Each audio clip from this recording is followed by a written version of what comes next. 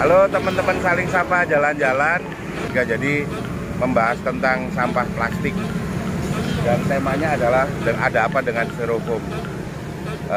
Dan alhamdulillah Hot Butter Recycle Company saya mewakili diberi kesempatan untuk menjadi pemateri. Untuk tahu lebih detail, kulik terus ya. Kita.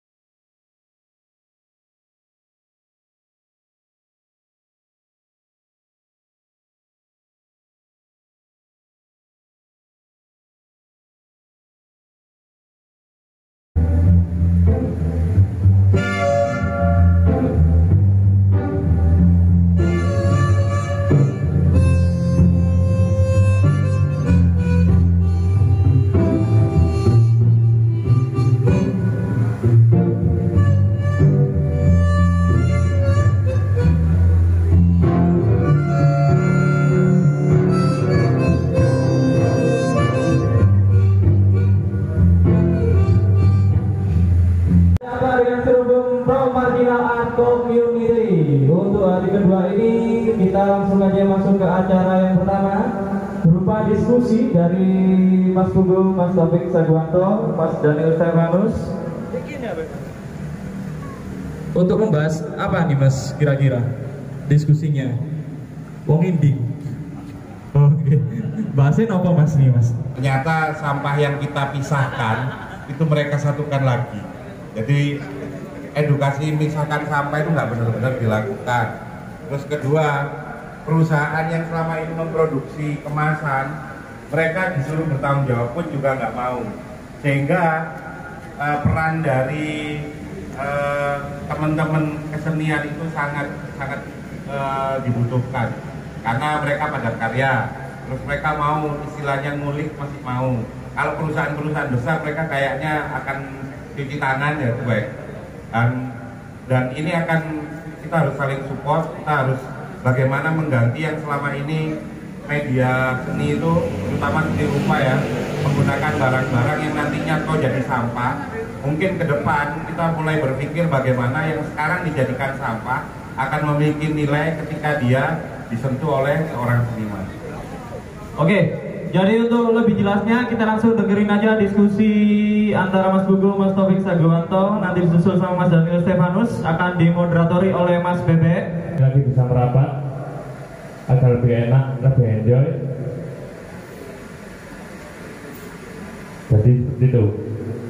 Oke, kita buka dulu dari Mas Taufik dulu. Ya, terima kasih. Assalamualaikum warahmatullahi wabarakatuh. Salam sejahtera buat kita semua. Om Swastiastu, Namo Buddhaya. Salam kebajikan. Rahayu. Teman-teman semua, saya simpel sih sebenarnya karena memang saya nggak bisa berteori. Mungkin nanti ada teori ya dari kampus ya, mungkin bisa cerita styrofoam itu bahayanya apa. Yang pasti styrofoam itu lebih bahaya dari plastik, itu jelas. Karena styrofoam bisa langsung cair bareng makanan yang kita konsumsi. Itu mungkin yang catatan simpelnya yang bisa saya share ke teman-teman. Jadi ya perkenalkan, nama saya Muhammad Taufik Saguanto. biasa dipanggil pemulung kreatif, di mana aktivitas saya selama 5 tahun terakhir ini adalah bagaimana menjadikan sampah plastik itu bisa menjadi startup wirausaha. Kearifan lokal kita itu ya adalah mengupcycle. Nama Jawanya itu istilahnya sarwo migunani. Cuman istilah ini tidak banyak digaungkan. Yang terkenal malah reduce, reuse, recycle. Ya nggak apa-apa, sudah itu yang memang industri selalu menangnya sendiri gitu kan. Jadi yang sekarang terjadi adalah kita dipaksa dari yang budayanya tadinya kalau beli minuman ada botolnya, kemudian kita harus mengembalikan pada penjualnya. Era-era tahun 70, 80 mungkin kenyataannya masih ngalami itu. Terus ya di kecap juga gitu, ditukarkan lagi. Itu betapa kita itu sangat arif gitu, tidak ada sampah gitu. Tapi begitu kaum produsen plastik itu baru muncul di awal-awal tahun 2000-an dan kemudian membuat budaya kita jadi rusak kayak gini.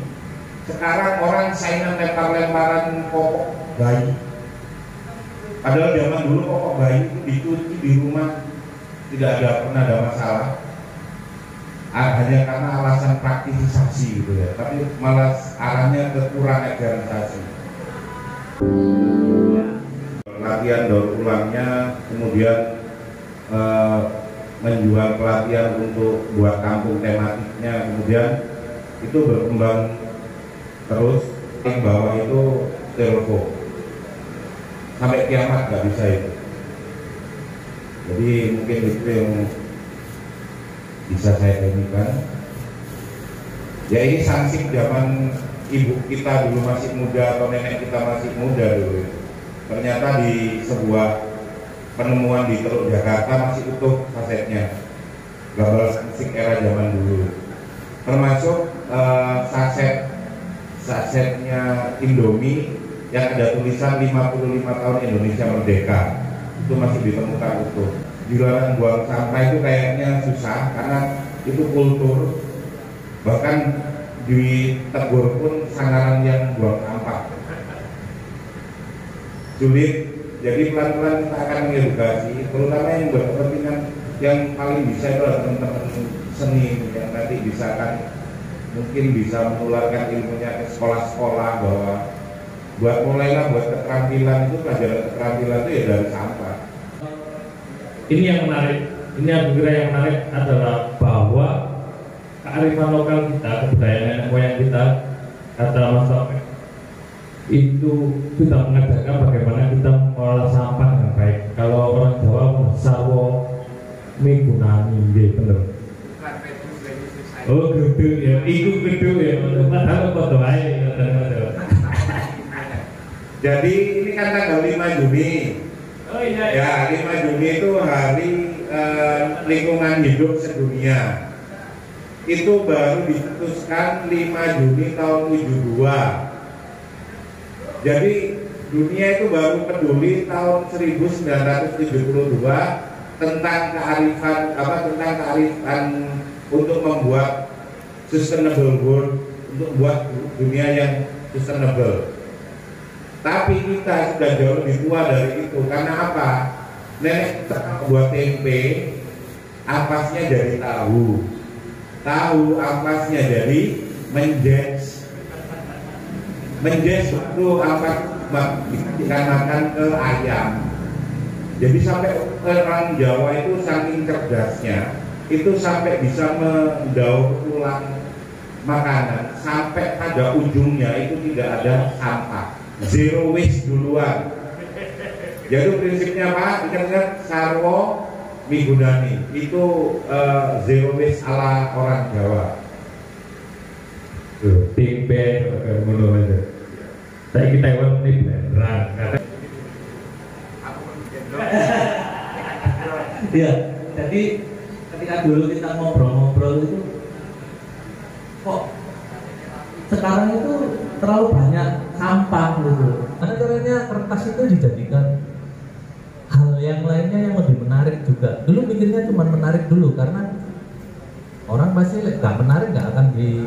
Nah makanya itu ketika sudah menarik orang akhirnya oposisi kok DKM ini dulu itu sampai genteng semuanya ini dibungkus kresek plastik gitu.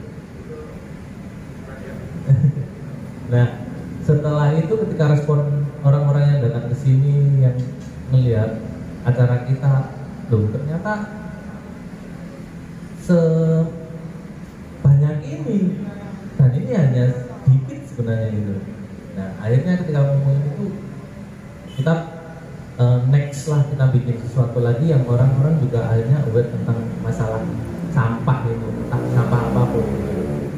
Setelah plastik kita ngomongin apalagi di plastik kedua, tajuknya kita selalu ngomongin plastik 1, plastik 2, ini plastik 3 ya. Plastik 2 itu tentang botol yang paling banyak botol minuman kaleng plastik itu. Jadi sama, DKM juga dijadikan seperti itu. Responnya lebih masif lagi. Ternyata orang-orang sudah mulai aware gitu loh mas, mengenai bahaya-bahaya dari plastik semua. Solusinya adalah kalau ngomongin styrofoam ini, solusinya adalah memberi aware kepada orang-orang. Kalau ngomongin di daur ulang lagi, kita nggak punya teknis seperti itu, tapi kita ngomongin aware-nya orang itu apa sih gitu loh, lebih ke seperti itu. Kalau teknis mungkin orang-orang engineer akan lebih pinter, lebih paham. Mas Agwanto ini juga pasti udah bikin kayak gini tadi, yang naga tadi pasti lebih paham. Kita ngomongin tentang semangatnya, biar orang-orang itu aware gitu aja. Nanti setelah aware, ada orang-orang yang bergerak di wilayah itu juga bisa membantu, nggak hanya kesenimannya sebenarnya mas. Kalau ngomongin plastik ini 1, 2, 3 plastik botol dan styrofoam nggak hanya seniman sebenarnya, harusnya semua orang buat hal yang lain, maksudnya menjadikan itu menjadi hal yang lainnya itu sudah pasti gitu. Tapi lebih kepada yang paling dipukuhkan, yang paling utama adalah ayo orang-orang biar bisa aware tentang styrofoam ini. Lebih seperti itu sih.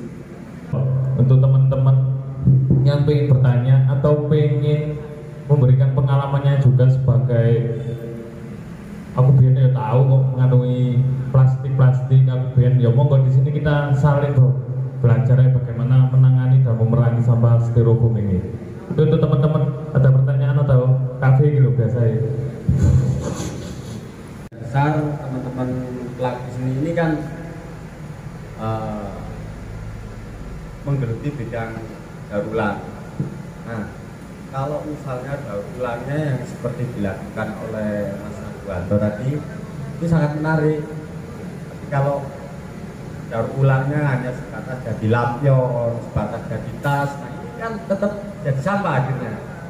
Nah, kira-kira saya kurang sepakat mas kalau yang hal yang seperti ini. Tapi kalau yang dilakukan Mas Agwanto ini kan nggak ada yang fungsionalnya lama banget.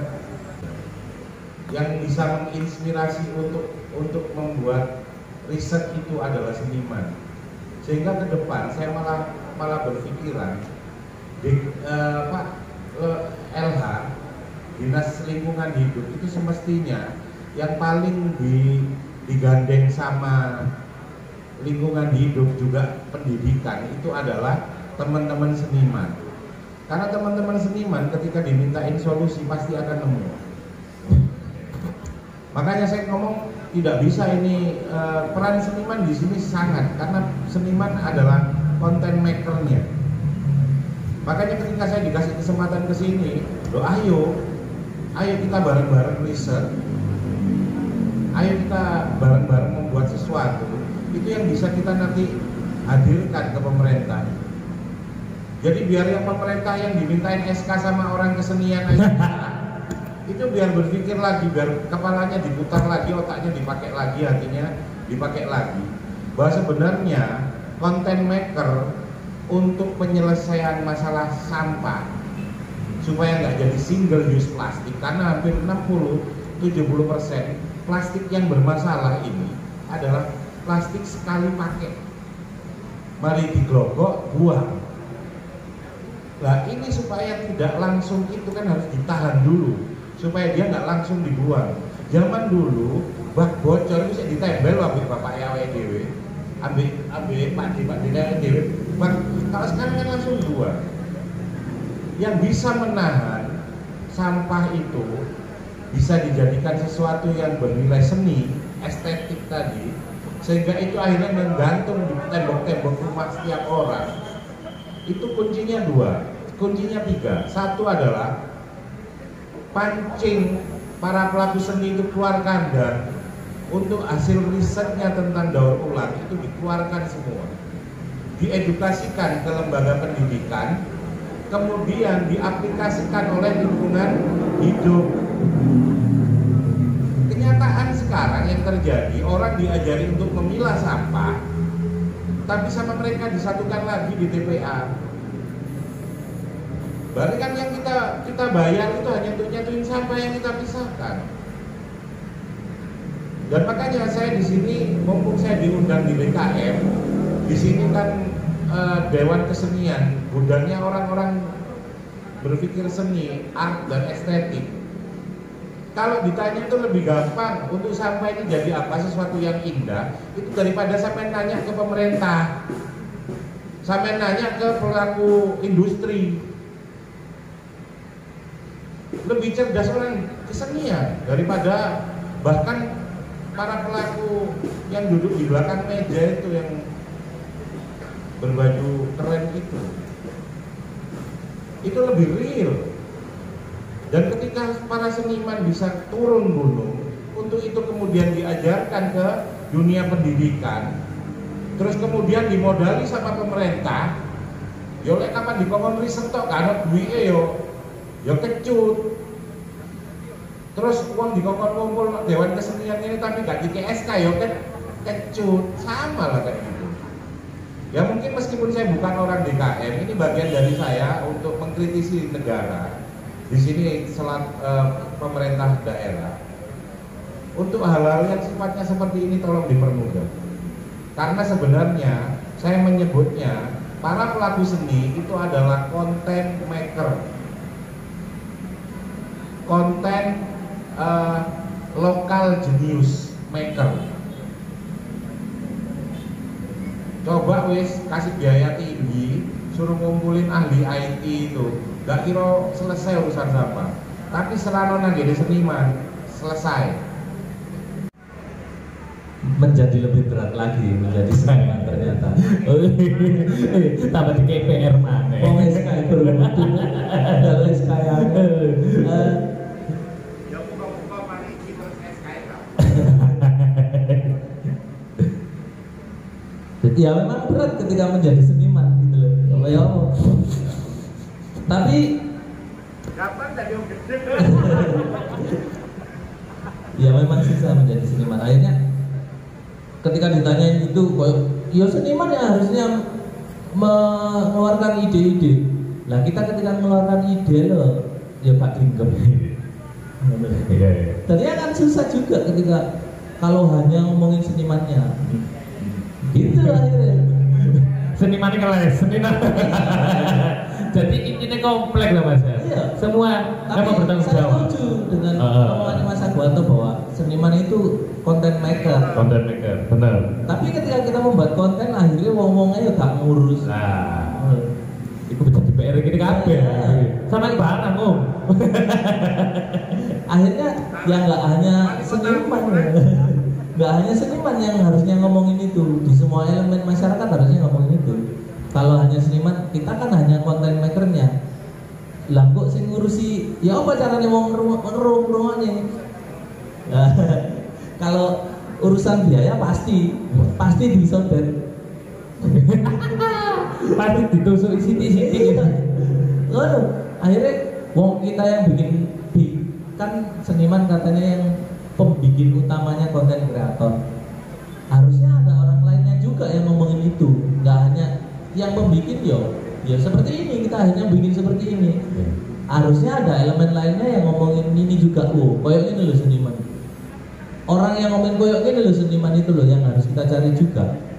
Akhirnya ketika koyok ini wong sing delok kan roh. Berarti kan setelahnya adalah audiensnya. Berarti kan kembali lagi nggak hanya seniman.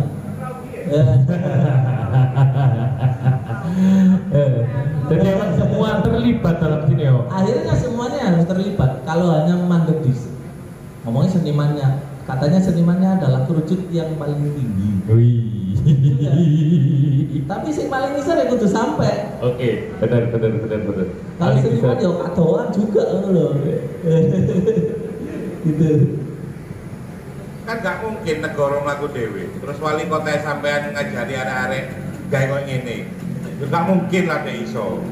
Ya senimane sing iso. Saya kira cukup banyak kita dapat pengetahuan tentang dampak sampah, bagaimana pemanfaatan sampah, dan bagaimana seniman ketika merespon sampah ini menjadi nilai guna. Kayak gitu aja udah. Asik.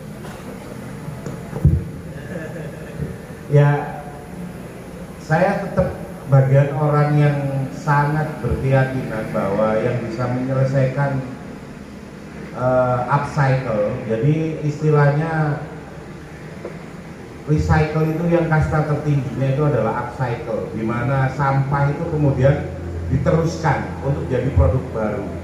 Pemerintah pun harus merendahkan egonya, bahwa tidak ada yang memiliki kreativitas di atas rata-rata kecuali teman-teman seniman. Itu suka nggak suka, kon oleh gak ngerti SK atau apapun, kon nggak seneng ambil model ledome ya. Tapi mau nggak mau, seniman itu adalah, itu yang saya sebut tadi, adalah content art maker. 30 tahun ke depan, jumlah ikan di lautan itu masih lebih banyak sampah di lautan. Itu sudah bisa dipastikan. Dan hari ini kayaknya lebih cepat dari itu. Sehingga kenapa kok kemudian sing berbau orang eko itu sekarang dimanapun lagi digiatkan, ya karena memang ini adalah masalah terbesar, terurgent dari dunia. Sampah itu adalah masalah terbesar sekarang yang dihadapi oleh dunia. Dan buat saya nggak muluk-muluk kok ketika DKM punya laboratorium untuk membuat eco art yang itu dibukukan, itu didokumentasikan, kemudian itu diidekan ke negara, kemudian ke lembaga-lembaga lingkungan hidup yang dimiliki negara untuk ngajari gak meisomu sampah kok kumpul maneh. Yang seperti itu, punya laboratorium eco art dan itu dibukukan semua. Apa kok kudu dibukukan? Iku nek gak kok bukukno rek diaku, nek mlaku. Wis iku tok intine wis. Mungkin dari saya itu bismillah ya, moga-moga itu terwujud laboratorium eco art. Amin. Oleh DKM Kota Malang. Makasih dari saya. Wassalamualaikum warahmatullahi wabarakatuh.